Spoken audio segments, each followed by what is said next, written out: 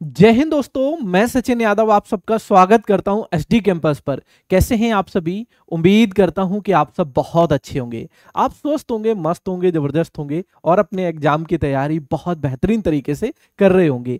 आप सभी प्रिय विद्यार्थी एक लंबे समय से एग्जाम डेट का इंतजार कर रहे हैं कि सर DSSB एग्जाम 2024 JA यानी कि junior assistant, LDC lower division clerk, MTS multitasking staff और स्टेनोग्राफर की एग्जाम डेट कब आएगी सर, कब इसका पेपर होना है। तो ये आप सभी प्रिय विद्यार्थी लंबे समय से इंतजार भी कर रहे हैं। तो आप सभी को अच्छे से पता है, जब आपका फॉर्म फिल हो ही गया है तो भाई एग्जाम तो होना निश्चित है, इसमें तो कोई दोहराई नहीं है। तो आप सभी को इस वीडियो के माध्यम से मैं बताने वाला हूं कि इसकी संभावित एग्जाम डेट कब हो सकता है। इसका एग्जाम संभावित एग्जाम डेट में आप सभी को इस वीडियो के माध्यम से बताने वाला हूं। कितना कंपटीशन रहने वाला है इस पर हम डिटेल एक्सप्लेनेशन करेंगे। अभी पूरी कंप्लीट जानकारी मैं इस वीडियो में आप सभी को देने वाला हूं। तो आप सभी प्रिय विद्यार्थी एक बार वीडियो को ज्यादा से ज्यादा लाइक एंड शेयर करेंगे ताकि सभी प्रिय विद्यार्थी अच्छे से जुड़ पाए। चलिए हम बिना टाइम वेस्ट किए सेशन की शुरुआत करते हैं। आप सभी प्रिय विद्यार्थी इस बात को बहुत अच्छे तरीके से जानते हो कि अगर मैं बात करूं एमटीएस की, तो एमटीएस की अगर मैं बात करूं तो एमटीएस की टोटल पोस्ट आप सभी को अच्छे से पता है कि टोटल पोस्ट कितनी है। तो 567 टोटल पोस्ट है। टोटल पोस्ट कितनी है भाई? अगर हम टोटल पोस्ट की बात करें तो एमटीएस की जो टोटल पोस्ट है वो 567 पोस्ट है।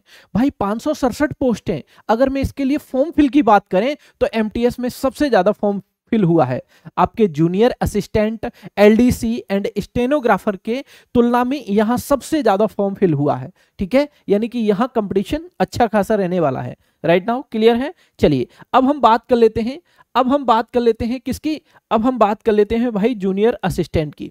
अगर हम जूनियर असिस्टेंट की बात करें तो जूनियर असिस्टेंट में जब आप देखोगे तो देखिए ये जूनियर असिस्टेंट में जब आप जूनियर असिस्टेंट में देखोगे तो टोटल पोस्ट कितनी है। तो देखिए ये different assistant grade 1, junior stenographer Hindi, junior assistant lower division clerk, stenographer grade 2, junior assistant, junior stenographer English, इस तरीके से डिफरेंट पोस्ट के लिए ये आपकी वैकेंसी निकली थी। जिसकी टोटल अगर मैं पोस्ट की बात करें तो टोटल पोस्ट कितनी है? 2354 टोटल पोस्ट है। इसकी टोटल पोस्ट कितनी है? 2354। इनके एग्जाम आपके अभी होने हैं। राइट नाउ क्लियर है? चलिए अब हम आपको आगे की तरफ लेके चलते हैं। आप सभी प्रिय विद्यार्थी इस बात को समझ गए कि अभी जो आपके एग्जाम होने हैं किस किस के होने हैं। आपके जूनियर असिस्टेंट का एग्जाम होना है, आपका एमटीएस का एग्जाम होना है, एलडीसी का एग्जाम होना है, आपका स्टेनोग्राफर का एग्जाम होना है। राइट नाउ क्लियर है? चलिए अब मैं बात कर लेता हूं DSSB एमटीएस का एग्जाम पैटर्न क्या है सर।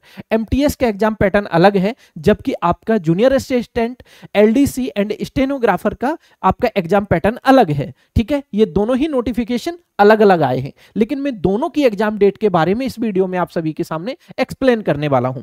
ठीक है भाई, आ जाइए अब जरा समझने का प्रयास करिएगा। अगर मैं बात करूं इसके एग्जाम पैटर्न की तो इसका केवल सिंगल एग्जाम होना है और इसी सिंगल एग्जाम पर आपकी मेरिट बनेगी और वहीं से आप अपनी सफलता को सुनिश्चित कर पाओगे। राइट नाउ अगर मैं इसके एग्जाम पैटर्न को देखें तो जीके के आपके 40 क्वेश्चन पूछे जाएंगे। इसी प्रकार से अगर मैं बात करूं रीजनिंग की तो रीजनिंग के 40 क्वेश्चन, मैथमेटिक्स के 40 क्वेश्चन पूछे जाएंगे, हिंदी के 40 क्वेश्चन होंगे और इंग्लिश के भी 40 क्वेश्चन होंगे। इस तरीके से जब आप देखोगे तो 200 मार्क्स बनेंगे और 200 ही क्वेश्चन होंगे, 200 ही मार्क्स बनेंगे। राइट नाउ क्लियर है? 200 क्वेश्चन पूछे जाएंगे और 200 मार्क्स के पूछे जाएंगे। अगर मैं निगेटिव मार्किंग की बात करें, क्या सर इसमें निगेटिव मार्किंग भी है? तो जी हाँ बिल्कुल है। 1/4 की इसमें निगेटिव मार्किंग है, 1/4 की इसमें निगेटिव मार्किंग है। राइट क्लियर है? चलिए आगे बढ़ते हैं। अब हम बात कर लेते हैं कि सर DSSB एमटीएस में टोटल फॉर्म कितने फिल हुए। तो वैकेंसी मैंने आप सभी को बता दी 567 पोस्ट हैं। अगर मैं फॉर्म फिलिंग की बात करें तो 4 लाख प्लस फॉर्म इसमें फिल हुए हैं। एमटीएस में एक डेटा मिला है जो आईटीआई के थ्रू रिप्लाई मिला है। ठीक है, आईटीआई का रिप्लाई मिला है तो 4 लाख प्लस मेरे भाई इसमें फॉर्म फिल हुए हैं। राइट, इसका कंपटीशन अच्छा रहने वाला है।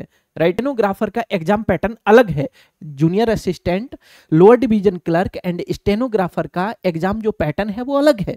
ठीक है। इसमें क्या है, इसमें कंप्यूटर और ऐड कर दिया गया है। देखिए आपके जीके के 35 क्वेश्चन पूछे जाएंगे, इसमें आपके रीजनिंग के 35 क्वेश्चन पूछे जाएंगे, मैथमेटिक्स के 35 क्वेश्चन पूछे जाएंगे, हिंदी के 35 क्वेश्चन होंगे, इंग्लिश के 35 क्वेश्चन होंगे और 25 मार्क्स का यहां पर कंप्यूटर और ऐड किया गया है। क्या ऐड किया गया है, कंप्यूटर यहां पर ऐड किया गया है। अगर मैं इसकी बात करें तो टोटल क्वेश्चन कितने बनेंगे सर इसमें, टोटल क्वेश्चन इसमें भी भाई कितने बनेंगे, 200 बनेंगे। टोटल क्वेश्चन 200 है, टोटल मार्क्स 200 है, ठीक है। निगेटिव मार्किंग यहां भी है क्या, जी बिल्कुल है। अगर हम निगेटिव मार्किंग की बात करें तो यहां भी निगेटिव मार्किंग है 1/4 की, या भी 1/4 की निगेटिव मार्किंग है, ठीक है भाई। चलिए तो आप सभी अच्छे से समझ गए होंगे, फॉर्म फिल करने के आधार पर आप समझ गए होंगे कि कहां कितना कंपटीशन रहने वाला है। तो एमटीएस में थोड़ा कंपटीशन रहने वाला है, ठीक है। एमटीएस की अगर हम कंपेयर कर दें इससे, junior assistant, LDC and stenographer से, तो यहां कंपटीशन थोड़ा सा कम रहने वाला है एमटीएस की तुलना में, ठीक है। लेकिन भाई आप ये बात अच्छे से जानते हैं कि जब आपकी कोई भी वैकेंसी आती है तो कोई भी वैकेंसी हो उसमें से आप सही कंपटीशन जो मानोगे वो केवल 30% ही कंपटीशन होता है। सही कंपटीशन आपका 30% होता है और वो 30% में भी 30% में से भी 30% की अगर मैं बात करें तो 20% लोगों की तैयारी मतलब उतनी अच्छी नहीं होती है।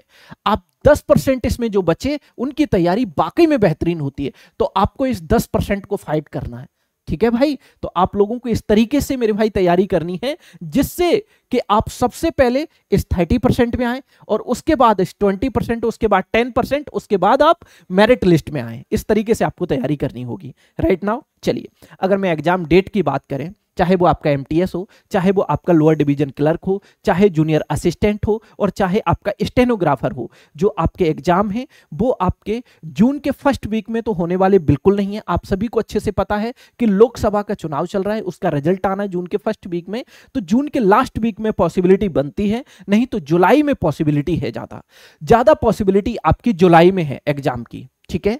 और जून लास्ट तक होप सो ये क्लियर हो जाना चाहिए कि आपका एग्जाम की डेट एकदम क्लियर हो जानी चाहिए, ठीक है। जून के लास्ट वीक में भी पॉसिबिलिटी है बट उतनी पॉसिबिलिटी नहीं है, लेकिन जुलाई में पॉसिबिलिटी सबसे ज्यादा है, जुलाई में पॉसिबिलिटी है, ठीक है भाई।